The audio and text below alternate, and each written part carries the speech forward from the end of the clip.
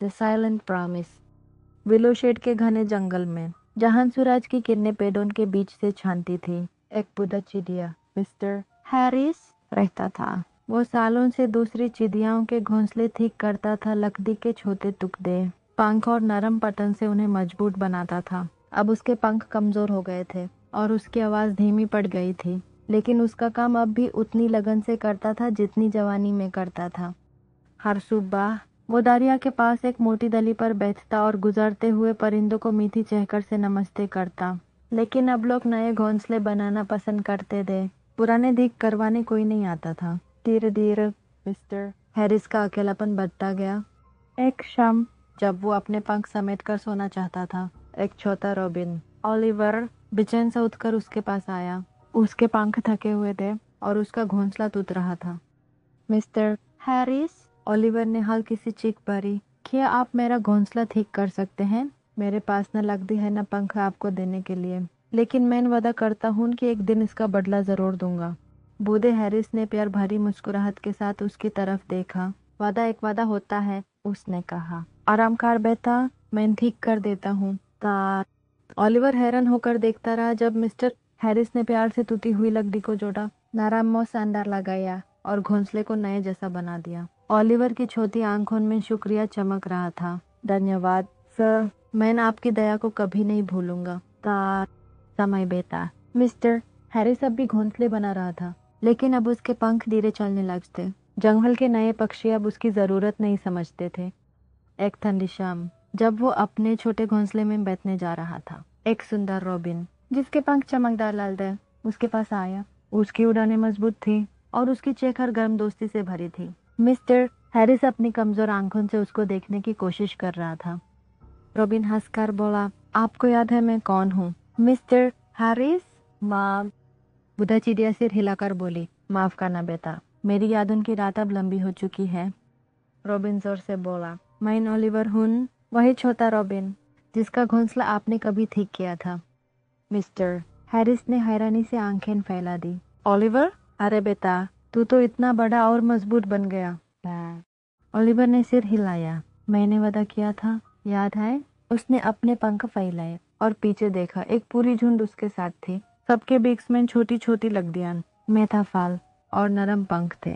धीरे धीरे उन्होंने मिस्टर हैरिस के छोटे घोंसले को जंगल का सबसे सुंदर, सबसे मजबूत घोंसला बना दिया। ये उन सब पलों के लिए है जब आपने बिना किसी लालच के दूसरी चिड़ियाओं की मदद की। ओलिवर बोला, आपने मुझे सिखाया कि दयालुता बिना किसी इनाम के भी अनमोल होती है। लेकिन आज मैं आपको एक इनाम देना चाहता हूँ। माँ। मिस्टर हैरिस की आंखों में खुशी के आंसू आ गए। उसने कभी सोचा भी नहीं था कि एक छोटी सी मदद इतना बड़ा परिणाम लाएगी। उस दिन के बाद मिस्टर हैरिस को कभी अकेला महसूस नहीं हुआ। जंगल के सब पक्षी उसकी इज्जत करते थे, सिर्फ एक चिड़िया के रूप में नहीं, बल्कि एक गुरु के रूप में जो सिर्फ घोंसले नहीं बल्कि दिल भी जोड़ता था। एक छोटी सी दयालु बात भी कभी नहीं भूलती। धैर्य और उदारता हमेशा जिंदगी में अनोखे इनाम लाती है। The golden feather. एक गांव था जो हरे भरे खेतों और चमकते दरियाओं से घिरा हुआ था। वहां एक लड़का रहता था, अरब। वो बहुत मेहनती और दिल का सच्चा था। उसके माँ बाप खेतों में काम करते थे और अरब हमेशा उनकी मदद करता। गरीबी के बावजूद उनकी जिंदगी प्यार और खुशी से भरी थी। एक सुबह जब अरब दरिया से पानी भरने गया, उसकी नजर एक अजीब चीज पर पड़ी। पानी की सतह पर एक सुनहरी पर तैर रहा था। वो चमक रहा था जैसे सूरज की रोशनी उसमें समा गई हो। अरब ने धीरे से उसे उठाया और जैसे ही उसने उस पर को छुआ, हवा में एक मधुर सी आवाज गूंज उठी, एक सच्चे दिल वाले इंसान को हमेशा उसका इनाम मिलता है। अरब ने चौंक कर इधर उधर देखा, पर वहां कोई नहीं था। उसे समझ नहीं आया कि ये आवाज कहाँ से आई। वो पर अपने सतले गाया और रात को अपनी छोटी सी झोपड़ी में सो गया। उस रात एक अजीब सी रोशनी पूरी झोपड़ी में फैल गई। जैसे ही अरब ने आंखें खोली, उसके सामने एक शानदार सुनहरी पक्षी खड़ा था। उसके पंख सूरज की रोशनी की तरह चमक रहे थे और उसकी आंखों में एक अलग ही रोशनी थी। तुमने मेरा पर ढूंढ लिया अरब, पक्षी बोला। तुम्हारा दिल सच्चा है, इसलिए तुम एक इच्छा मांग सकते हो, पर याद रखना, सच्चा सुख धन से नहीं बल्कि अपनी अच्छाई से मिलता है।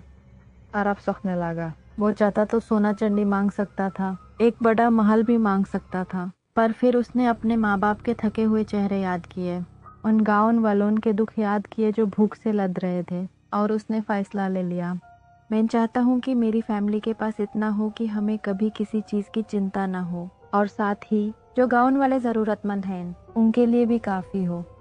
सुनहरी पक्षी मुस्काया और बोला, तुम्हारी इच्छा पूरी होगी, तुम्हारी दया दिल और अच्छाई तुम्हें हमेशा बढ़ावा देगी। अगली सुबह जब अरफ उठा, उसके घर में एक चमत्कार हो चुका था। झोपड़ी के अंदर अनाज के भंडार भरे थे, चावल, दाल, फल, सब्जियां, गरम कंबल और नए कपड़े। माँ बाप हैरान रह गए, उनकी आंखों से खुशी के आंसू बहने लगे। लेकिन असली जादू तो तब शुरू हुआ जब अरब ने ये सब अपने गाँव वालों के साथ बांटना शुरू किया। जो लोग भूखे थे उनको भोजन मिला, जो बेखादर उनको आसरा मिला। धीरे धीरे गाँव के सूखे खेत फिर से हरियाली से भर गए, सूखे कुएं में फिर से मीठा पानी आ गया। अरब सोने दिल वाला लत का कहलाने लगा। उसने सिर्फ एक इच्छा मांगी थी, पर उसके अच्छाई भरे दिल ने उस एक वरदान को लाखों ब्लेसिंग्स में बदल दिया। सुनहरी पक्षी फिर कभी नहीं दिखाई दिया, पर हवा में उसकी आवाज़ आज भी गूंजती है। एक सच्चे दिल वाले इंसान को हमेशा उसका इनाम मिलता है। असली खुशी धन या दौलत से नहीं, बल्कि दया, अच्छाई और दूसरों की मदद करने से मिलती है।